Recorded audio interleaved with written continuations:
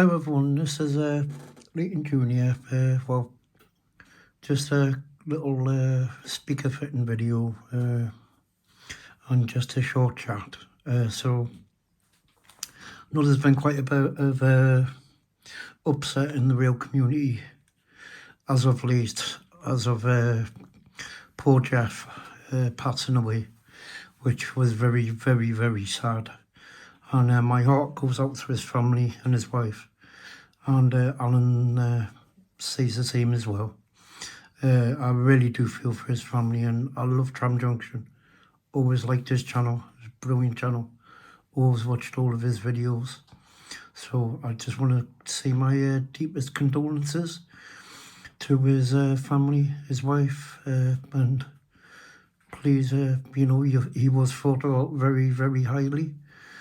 So the reason there hasn't been a video for a while is basically Alan went into hospital again in absolute agony a couple of weeks ago, and he was near enough close to sepsis, I think you pronounce it. And you know, I went to bits when he went to the hospital because I didn't know what to do. Usually it's a case of, you know, he's got an infection, trying to go to hospital, but this time it was like he was in pain. And I know a lot of you will say the same, you know, you don't know what to do with someone in pain. You know, you say, well, you know, if paracetamol aren't going to do the job, then, you know, there's nothing else that you can do. And anyway, he spent about a week and 3 days in the hospital. And what he had was a fungal and a normal infection, but it was quite a serious infection, and the fungal infection just sent him loopy. But I don't think I really noticed a difference there anyway. So anyway, so yeah, so he came home about a week ago, and he, you know, I tried to tell him, I always do, say, you're not ready to go back to work. I know you're not, don't go back. But I kind of tell Uncle Alan, and he never listens to me. He'll say this when he comes back on, you know, and he didn't listen to me as per usual. And, you know, he came home and he was ill. So he's basically off sick at the minute. He's still not very well at all. He's not himself, you know, he's not like the Uncle Porky, Uncle Alan I know. You know, he's completely different. He's not as bubbly, you know, and he's sleeping all the time. I've kindly bought a new mattress for him, you know, because what can I say? I'm a little angel, kind of. Anyway, so, you know, because his bed was crippling him, as I found out, because I usually sleep in here when Alan's in the hospital, because so the kitties aren't left on their own. So, but he's loving his new bed. It's nice and comfy, he says, apparently so. I've got a computer not going for him in the bedroom, which I set up a couple of months back. So he's got his YouTube and that, but he still is quite poorly. So I've got my fingers crossed everything's going to go the way I want it to, and what I've talked to him about, which is a big if, but we'll see. So what they've done for the moment is they've fitted a normal stent in, and they said they'll leave that for 3 months or 4 months, whatever. I never got that one. See, I always said, you know, that it's 4 months and not a bit too long. But, you know, I'm not a doctor, what do I know? So anyway, so he's going to have that in for about 4 months. And then apparently they're going to change him to this new aluminium stent. And hopefully this will stop all the problems and all the infections, which is a big, massive drain on the poor fella. You know, I can see it, and it's not very nice for me to see. Because, like, I'm the only person really that's there, you know. I get to see all of this. So, you know, I'm just giving all you guys an update on what Alan's getting on with and how he's coping. You know, and he is coping all right. He's getting better now. And, you know, he is starting to slightly be a little bit more himself. You know, the cheek's starting up again. So, you know, that's a good sign. He really starts being cheeky to me. You know, God, or elders these days. Who do they think they are? You know, but yeah, so that's starting back up again. So I'm just letting you guys know while I just do this short video.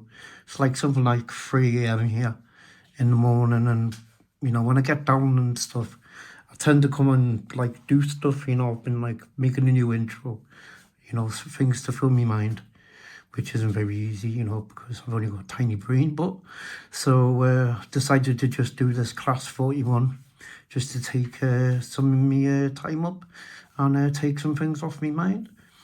So I'm going to do this 41. This is the warship one. It's one of the Colonel specials. I'm going to fit an em1 speaker to it. Kindly sent from Richard at Road and Rails, thank you very much.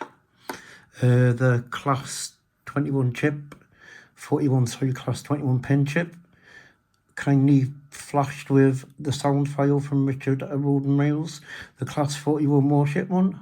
And again, very nice sound file, Richard. Very, very nice sound file. Very happy with it and happy with the one that you did before. The engine itself does not have, as its predecessors, the front head codes. As you can see there, it doesn't have them on this engine, which I thought I'd get it for Alan as a present, obviously, because I'm feeling poorly, and he really, really does like it. You know, it's one of the engine that hasn't got the big square box codes, and I don't exactly know what they're called. I'm sure Alan will correct me when he gets better. So anyway, so that's the front. And then adaptedly, this engine would be named the Cossack, would you believe it? I hope nobody wants to kill me now, because that's like Russian, isn't it, or something? Cossack. That's like a Russian thing. So anyway, so yeah, so the engine's called the Cossack.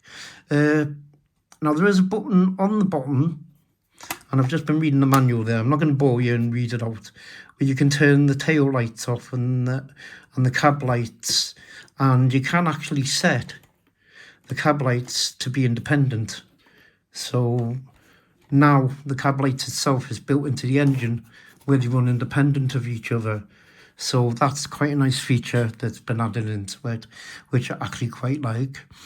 And, you know, it's one of the things that I like about Colonel stock, that, you know, they do really, really interesting, like, modifications and stuff to the engines, you know, and they make, like, different ones. And when I spied the one without the head coats on it, I thought, oh, Uncle Alan will like that.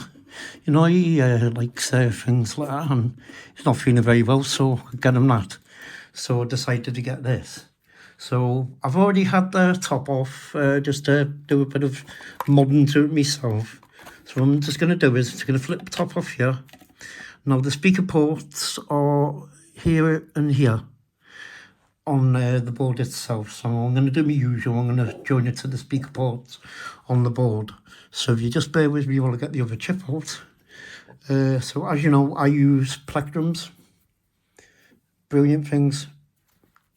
I use these to get the chips out with. I find it a lot easier with these, just so I don't bend any pins or anything on the board at all, because that's the last thing I want, is to bend a pin on the board, you know, and end up having to sit there straightening it for half an hour. I mean, I gather any of you, when you first started out there, have done that, and it's a nightmare bending these pins back into place. And then now I've loosened it, I'll just gently take it off. There you go. And as you can see, it's a 21 pin socket. So now what I'm going to do is I'm just going to drop the other chip on. Now the chip did come with a speaker. So if you buy your chips from Road and Rails, they all come with speakers. All of them, if you add it onto the order. And I can highly recommend his range of extra bass speakers. They are absolutely brilliant. And the sound out of them is absolutely fantastic. And they do sound nice. So what I'm going to do is I'm just going to line this up here. Oh, actually, sorry, no, I'll miss that for the minute. And I'll do the 2 sound ports first, because they're quite small and they're quite difficult to get at. So if you bear with me, what I'm going to do is I'm just going to get the red and put it to the plus, and the black and put it to the minus. and I'm hoping that's the way around it goes.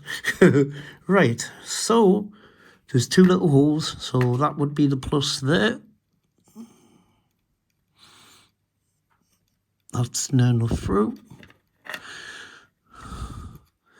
And then I'm just going to put the minus through, which is going to be just there. Just move me, sorry about the fingers. There you go. And then what I'm going to do is put a little bit of flux on, because I've been watching a few soldering videos, and my soldering has a lot to be accounted for, and I think I've been doing it not as right as what I should be doing.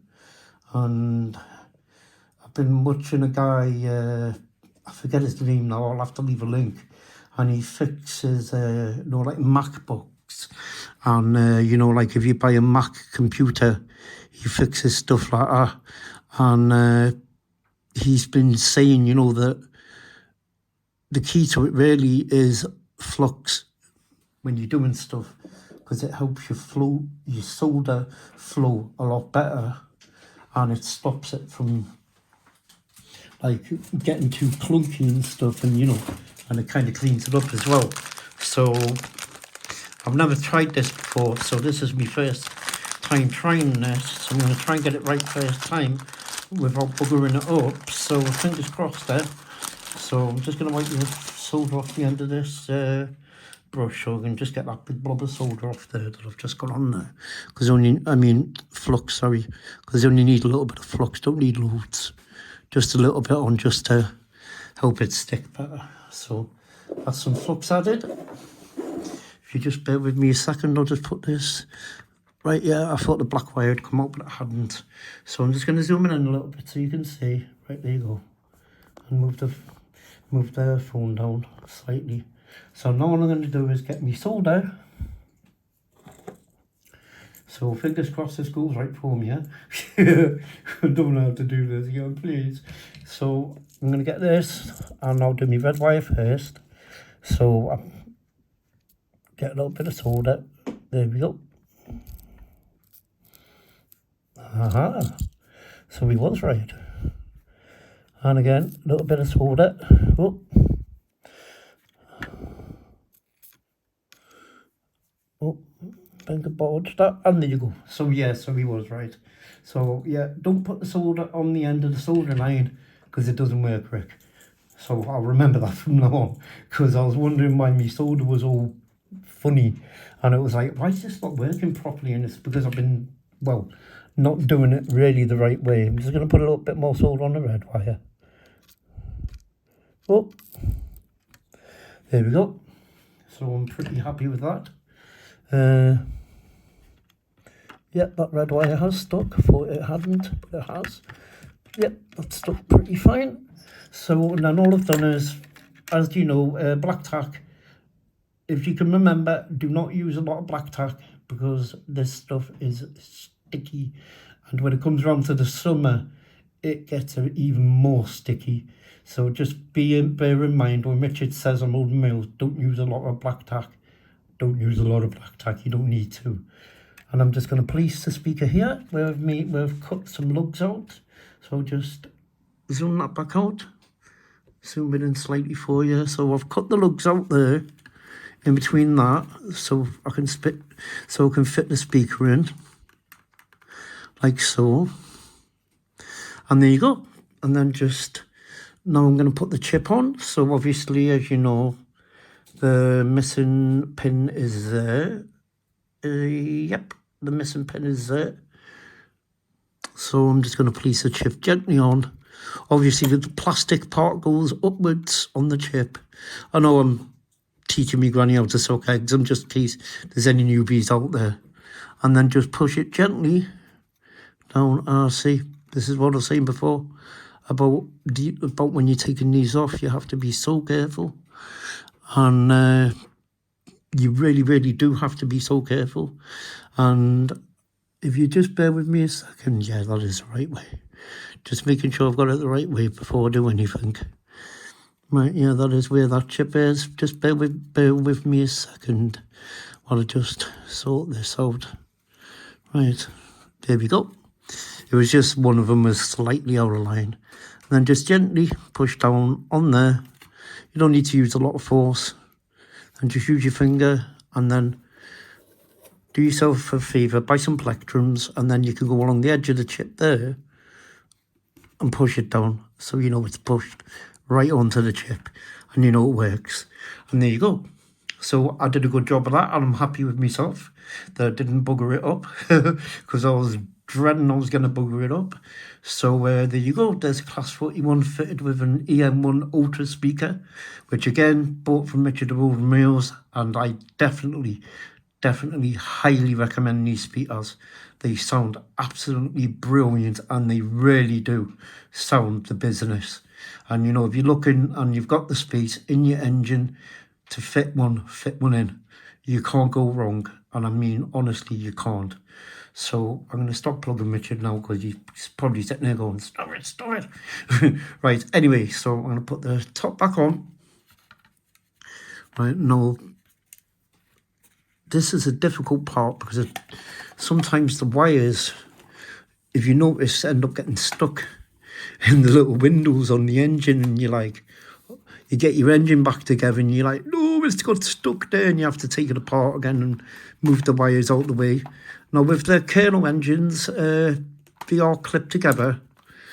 Most of them are now. They usually clip together, which is no bother. They're easy enough to put back together.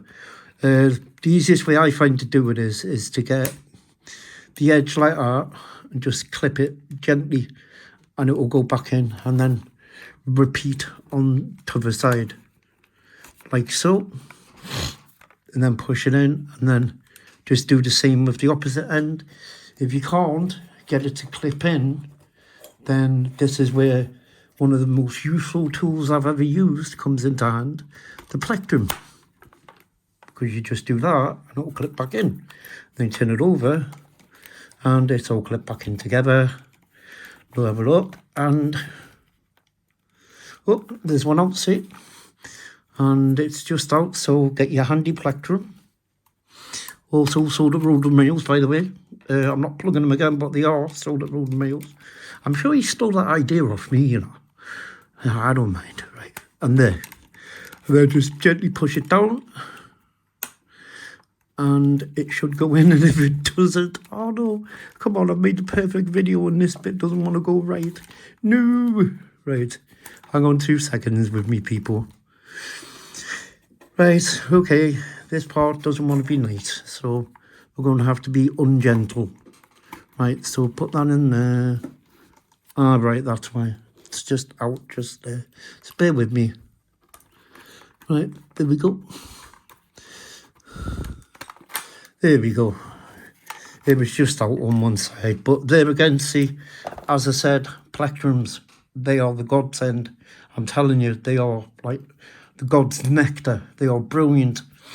So that was the last engine that I've done for you, which was the Class 41 warship, which is absolutely beautiful engine. I really like it. Alan really likes it. It's obviously got the spoke alloy wheels, which I kind of like. You know what I mean? I'm not really like a car person, but I do like spoked alloy wheels and, you know, like all those things, type of things. And as you can see, I didn't get any of the cables in the windows. Now, one of the ladders was missing off there. I found it in the box, but, you know, it's not going to bugger on sending an engine back just for one simple little ladder. So, you know what I mean? It's not really that noticeable, but I might try and get it back on. If I can't get it back on, then Alan said it's okay. As you see, you have the Cossack thing on both sides, by the way. Sorry to all the Russian people there for Putin and his stupid ways, by the way. So anyway, what I'm going to do is I'm going to just jump this out of the tray. I'm going to get up on the layout, and I'm going to try and work the ecosystem on my own without Alan's help, which is going to be interesting. So I'll speak to you in a minute. Thank you for tuning in, and bye now. Hello everyone, and this is Layton Jr. back again. So now I've put the Class 41 onto the track. I'm going to try and figure out the ecosystem, so bear with me and just go through a few of the sounds with you, just so you can hear exactly what the engine sounds like and how nice the speaker sounds. So I'll start off with the horns, which is easy enough. That's F2, which is high horn. Wow. Okay. So F3, which is low horn. Wow, okay. Low horn? Right, so there you go. And as you can hear, that speaker sounds gorgeous. Right, so number F4 is coupling up. I can't find it. Where is it? Right. Sorry about that, guys. Right. F6 is cab door open and close. I found that one quite easy. And F10 is the guard's whistle. And we have rail clank, which is F16, which I can't find again. Bear with us. Oh, right, actually, sorry, no, it only works when, I've just read on the manual there, it only works when the engine's going, duh. Right, we have windscreen wipers, but I'm not sure where F14 is on the controller. Oh, okay, that was F14, not the button I expected. And as you can hear, that sounds absolutely brilliant. Then we have F12, which is the sound of a fan sound. Oh, nice. And that's all the ones I really want to go through, to be honest. So what I'm going to do is just show you the lighting situation. So, sorry about that, I moved it forward slightly there. So the lighting situation on the engine is, basically, as you all probably know, the lighting's pretty simple. It's function 1 for the lights to come on. And that's the rear red light. Then you have 4 lights for the front. And you've got 3 at the bottom and 1 in the middle. Then, as I've just found there, pressing through buttons, that is the cab lights, which I forgot all about, which now are actually independently controlled on the engine. So when you go forwards, the lights will come on forward, obviously. When you go backwards, the lights will go on backwards. So just letting you guys know what the functions and that are. So the next thing, I'm just going to go through starting the engine up and then it taking off, and then I'll finish the video. So just bear with us.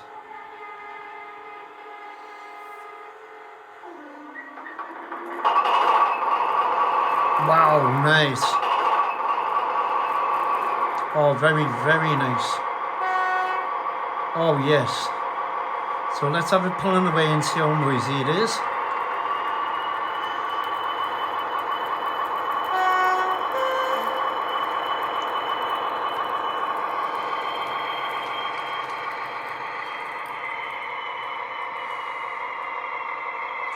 And there you have a nice brake squeal on it as well.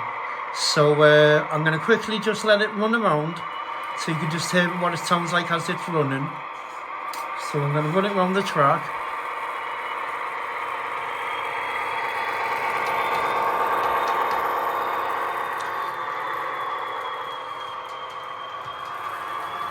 And I do apologise, the lights switch off when the engine starts moving. Sorry about that, I thought they stayed on, they don't.